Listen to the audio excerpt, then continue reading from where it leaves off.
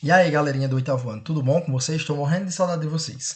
Bom, a gente trabalhou a aula passada sobre a Revolução Francesa, a questão da desigualdade, como essa revolução se encarretou durante o período dos girondinos, jacobinos. Mas hoje a gente vai dar uma continuação da Revolução Francesa com o fim dela. Aí você vai perguntar, como assim, professor? Como ficou a França após o período de Revolução Industrial? Então eu coloquei aqui, ó, governo dos girondinos, que foi de 1799. Após disso, houve o diretório, que foi em 1799, justamente na imposição da alta burguesia, que era incorporado pelos girondinos. A questão da composição da igualdade e da expansão socialista e também o fim da Revolução Francesa.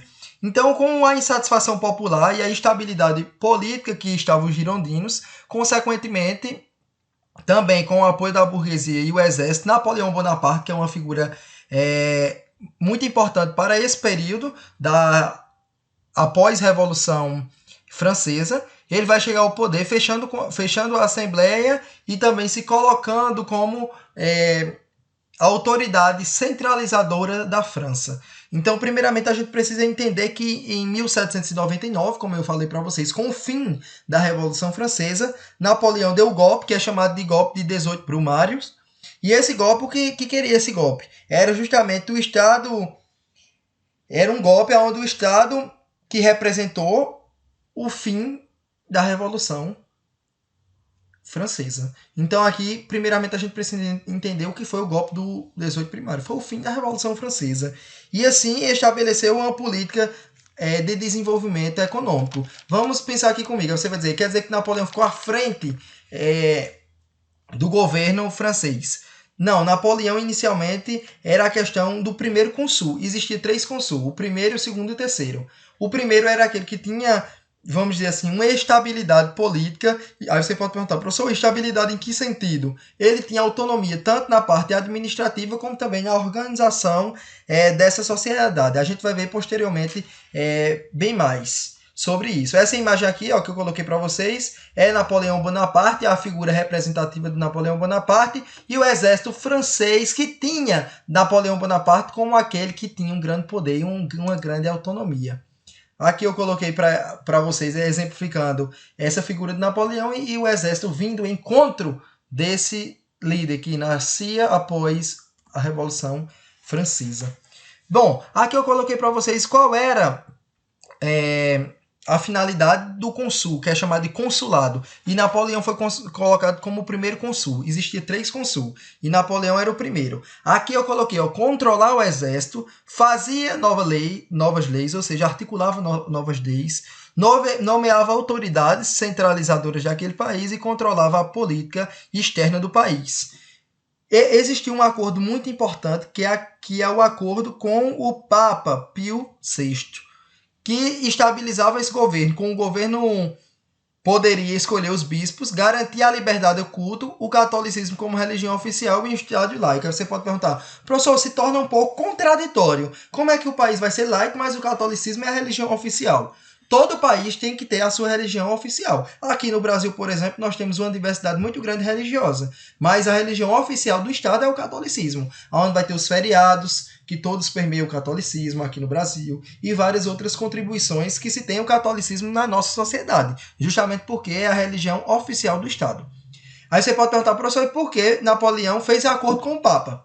Se na Revolução Francesa, das pontes era desbancar o clero do alto topo social que ele se encontrava, justamente porque a igreja ainda se tinha uma grande autonomia naquele período. Apesar deles dar como laico o país, mas eles ainda queriam que o Papa tivesse essa autoridade, entre aspas, sobre o governo, sobre as autoridades.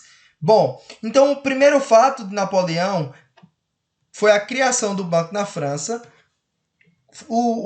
a criação do franco e os empréstimos que as pessoas poderiam tirar, e o Código de Napoleão vai enveredar na questão da liberdade individual, a liberdade do trabalho, a igualdade perante a lei. Vamos lá, você pode perguntar, o que seria a liberdade individual? Cada um tem a sua liberdade em relação às constituições de trabalho. A gente lembra lá da Revolução Francesa que se tinha uma pirâmide, onde o clero estava na primeira instância, na segunda instância estava a nobreza e na terceira os trabalhadores e os burgueses. Então essa liberdade individual também seria a liberdade de expressão, liberdade do trabalho, de trabalhar, até porque todo o trabalho era realizado no ponto rural.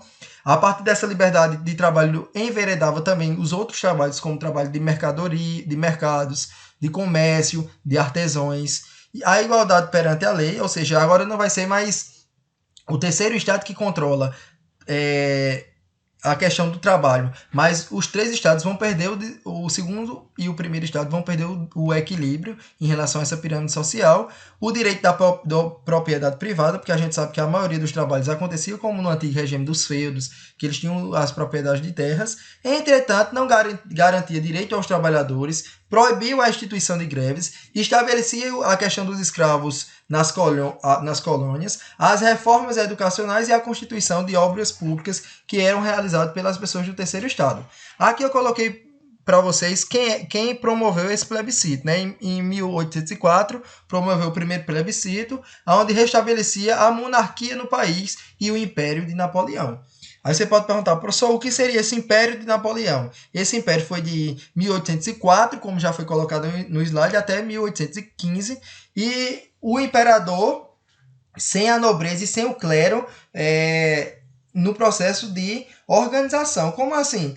A gente tinha lá os imperadores que tinham apoio do clero e da nobreza, mas a gente observa que era apenas um apoio centralizador do povo, mas que eles ofuscavam a força dos trabalhadores. Entretanto, no Império de Napoleão vai se acabar tudo isso.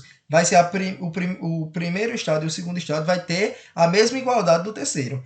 Entretanto, a gente começa a perceber a questão do que queria-se esse governo de Napoleão. O expansionismo, que seria isso, professor, expandir o território francês, tentar expandir, porque quanto mais se expande o território, mais consequentemente se tem matérias-primas para se trabalhar. Quanto mais se tem território, mais se tem povo para trabalhar e matéria-prima para conseguir, consequentemente, enveredar todo nesse procedimento de trabalho e de economia. A questão da Inglaterra, que a gente vai entender que a Inglaterra estava num procedimento muito grande, desenvolvendo e, consequentemente, comercializando com os países britânicos, e o bloqueio continental, que a gente vai ver como se deu tudo isso. Aqui eu coloquei para vocês como se deu essa questão do bloqueio continental. Gerou o fortalecimento das indústrias em 1812, a Rússia desrespeitou o pacto, a estratégia da terra arrasada, o inverno rigoroso que acontecia naquele período e a derrota de Napoleão, o início do fim. Enfraquecia a questão da economia da Inglaterra com o bloqueio continental. Por quê? Vamos aqui imaginar comigo. Vamos imaginar que aqui se encontra a Inglaterra, aqui se encontra a França e aqui os países britânicos. Então, a partir do momento que eles fechavam as comportas com o exército para que a Inglaterra ela não passasse por esse meio para conduzir o procedimento de comércio, consequentemente vai gerar um bloqueio para a Inglaterra não desenvolver na parte econômica, porque Napoleão, óbvio que Napoleão queria exaltar a França. A França era a propriedade, vamos dizer assim, privilegiada, que ele queria, consequentemente, desenvolver. E esse bloqueio continental aconteceu em 1806, para enfraquecer a Inglaterra no processo industrial, e a nação ela poderia, assim, a nação francesa ela poderia agora comercializar com os países britânicos. Vamos lá. Então, fortalecia a questão industrial da França, mas só que a França ela não conseguiu suprir todas as expectativas,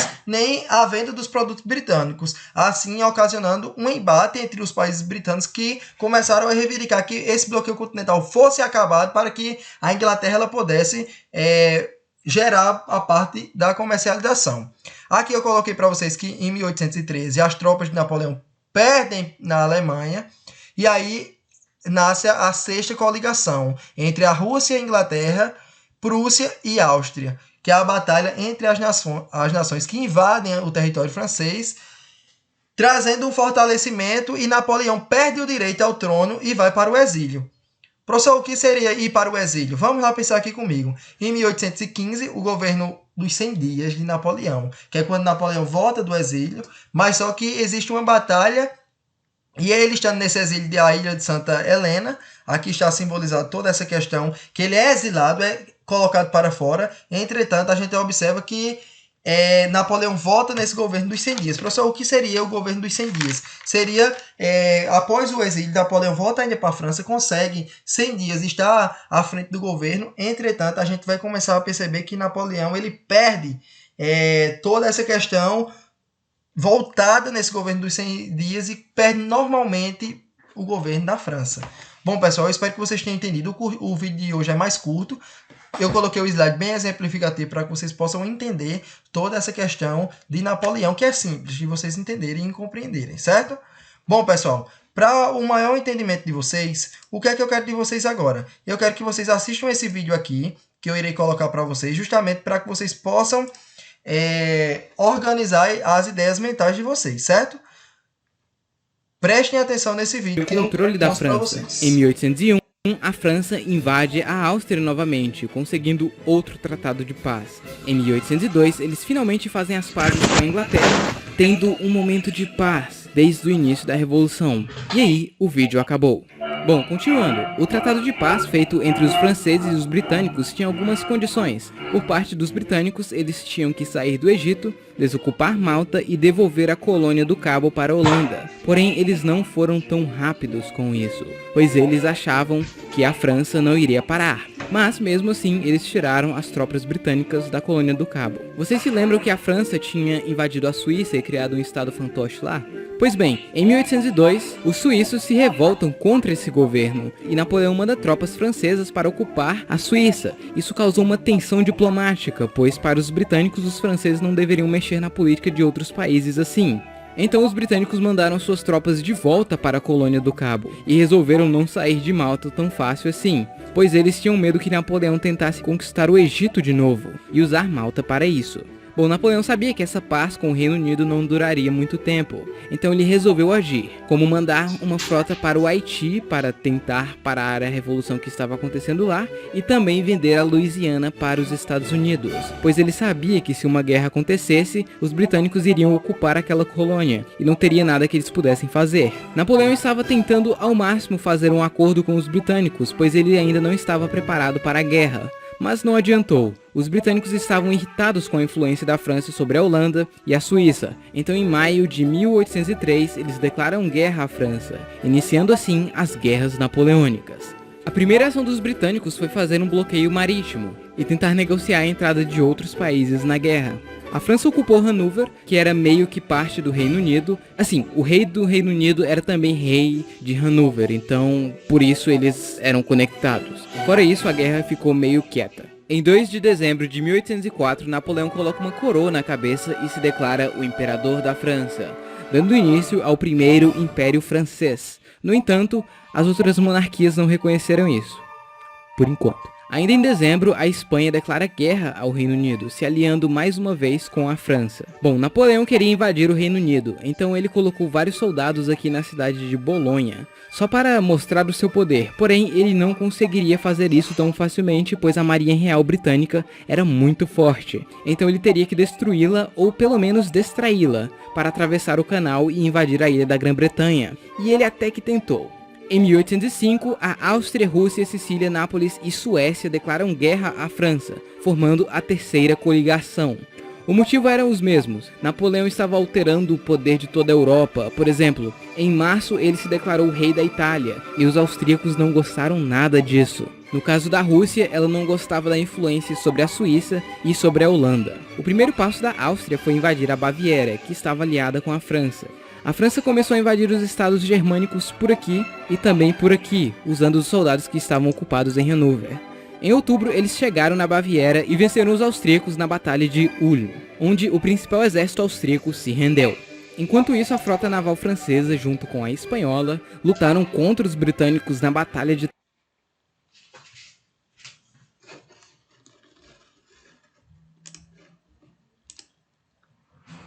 Trafalgar, onde os britânicos venceram, destruindo a frota franco-espanhola, fazendo Napoleão perder o controle do Atlântico e qualquer chance de invadir a ilha da Grã-Bretanha. Isso também teve um efeito negativo para a Espanha, pois suas colônias na América ficaram abandonadas.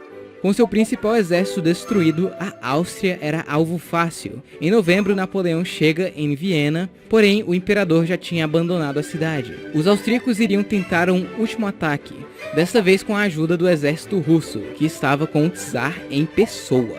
Essa batalha seria bem difícil para Napoleão, pois seu exército estava em menor número. Foi assim que em dezembro aconteceu a famosa Batalha de Austerlitz. Bonjour! Se você caiu de paraquedas no mundo dos games e agora precisa pensar fora da caixa, te apresentamos então o LOLzinho. Mas nós não temos dinheiro para comprar o LOL. A estratégia de Napoleão era enganar o inimigo, passando a imagem de um exército fraco e pequeno, e surpreendê-los no meio da batalha com o resto do exército. E bom, isso funcionou, e forçou a Áustria a fazer um tratado de paz. De novo. A França também invade o reino de Nápoles e faz o irmão de Napoleão, José Bonaparte, o rei de Nápoles. Na verdade, como Napoleão não era de uma família real, ele precisava de apoio para fazer sua casa ser importante.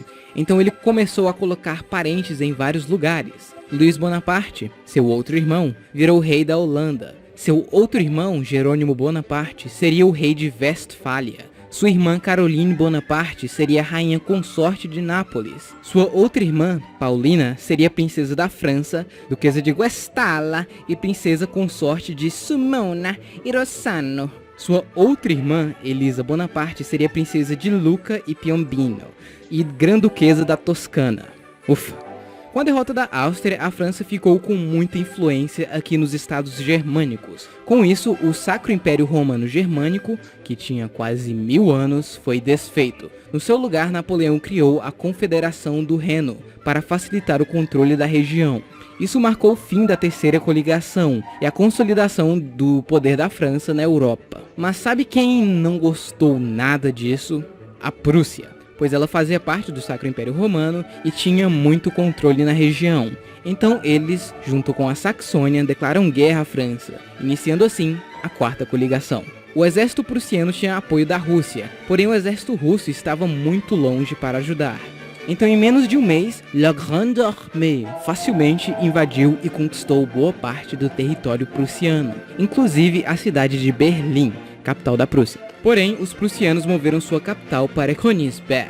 Enquanto isso, a Guerra Russo-Turca ou Russo-Otomana de 1806 se inicia. A Rússia começa a invadir os estados vassalos do Império Otomano, dominando Moldávia e Valáquia. Voltando à Prússia, a França já tinha conquistado boa parte de seu território. E em fevereiro, já com a ajuda dos russos, acontece a Batalha de Eylau, ou Eylau, onde a França vence, porém a batalha custou muito caro para os dois lados. Então eles dão um tempo para recuperar seus exércitos. Em março, eles começam um cerco à cidade de Danzig, que acaba em maio. E em junho acontece a famosa Batalha de Friedland. Napoleão resolveu atacar os reforços do exército russo aqui em Friedlândia, antes que eles pudessem chegar em Königsberg e se juntar aos prussianos. E bom, funcionou! Essa batalha era a última chance da Prússia parar a França, porém com a derrota, a Prússia e a Rússia fazem um tratado de paz. No caso da Prússia, ela perdeu grande parte de seu território, e um estado para os poloneses foi criado aqui, já que eles ajudaram muito. Já com a Rússia, o tratado era o seguinte: a Rússia não iria perder nenhum território, mas eles deveriam aderir ao bloqueio continental e não fazer negócios com os britânicos, além de atacar a Suécia e se aliar à França. E os russos falaram Ladna. Na verdade, Napoleão e Alexander até que ficaram amigos, mais ou menos. Agora, o único inimigo da França na parte principal da Europa era o território da Pomerânia Sueca, que pertence à Suécia, obviamente. Pertence. Com toda a Europa em seu controle, Napoleão começa a implementar o chamado Sistema Continental, que era basicamente impedir que as pessoas do continente fizessem negócio com os britânicos, para assim enfraquecê-los, pois apesar de ter um exército forte, não tinha como Napoleão invadir o Reino Unido. O reino da Dinamarca e Noruega estava sofrendo uma pressão para se juntar a Napoleão, já que eles tinham uma frota até que boa. Com isso, os britânicos atacam Copenhague e capturam a frota dinamarquesa, fazendo eles se juntarem a Napoleão. Com o ataque contra a Dinamarca, a Rússia declara guerra ao Reino Unido. dando início à Guerra Anglo-Russa de 1807. Essa guerra aconteceu nos mares. Bom, de todos os países da Europa, tinha um que não estava respeitando o sistema continental. Sim, estou falando de você, Portugal. Então, depois de um acordo com os espanhóis, Napoleão manda um exército para invadir Portugal, junto com os espanhóis. Com isso, em novembro de 1807, eles invadem Portugal. Porém, antes deles chegarem em Lisboa, a rainha, o príncipe regente, toda a família real e a corte portuguesa acabam fugindo para sua colônia no Brasil.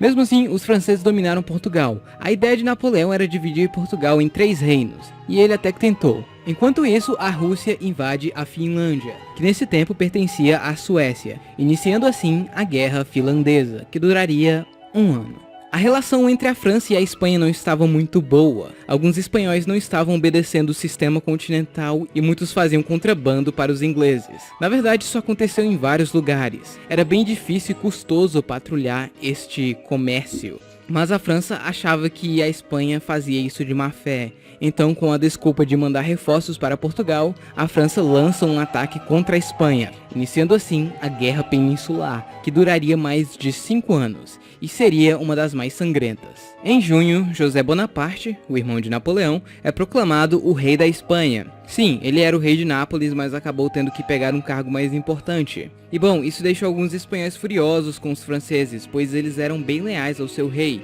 E no mais, a Guerra Peninsular foi a mais diferente de todas as guerras envolvendo Napoleão, pois ao contrário de um exército aqui, outro ali, uma batalha aqui e ali, e dominação de cidade e tudo mais, aqui foi uma guerra de guerrilha.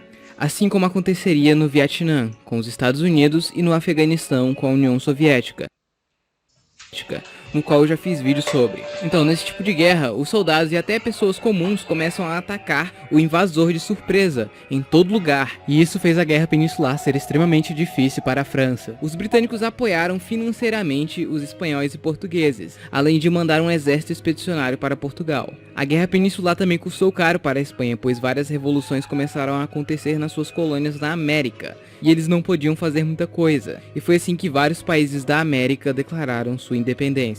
Bom, a Guerra Peninsular estava indo de mal a pior para a França, então em novembro, Napoleão teve que ir cuidar disso pessoalmente, junto com o exército principal da França, e eles conseguiram reconquistar boa parte da Espanha, assim como a capital, Madrid, além de fazer os britânicos recuarem e invadir o norte de Portugal. Com Napoleão e o principal exército francês ocupados na Espanha, a Áustria vê que é o momento certo para atacar, e declara guerra à França, iniciando assim a Quinta Coligação. Ela inicia atacando o norte da Itália, a Baviera e o Ducado de Varsóvia para recuperar territórios perdidos. Bom, os poloneses expulsaram o exército austríaco e os franceses se reorganizaram para mais uma campanha contra a Áustria. Em maio, acontece a Batalha de Aspern-Essling, essa que foi a primeira derrota de Napoleão. Seria este o início do fim? Não, pois os franceses chegaram em Viena e acabaram ganhando dos austríacos na Batalha de Wagram, fazendo a Áustria assinar um tratado de paz, pela 4ª vez em 12 anos. A guerra finlandesa entre a Suécia e a Rússia chega ao seu fim. A Suécia perdeu a Finlândia, que acabou virando o Grão-Ducado da Finlândia, um estado semi-independente da Rússia. Alguns meses depois, a Suécia sai da guerra contra a França. Até então, Napoleão tinha um controle de boa parte da Europa, porém, muita coisa ainda vai acontecer.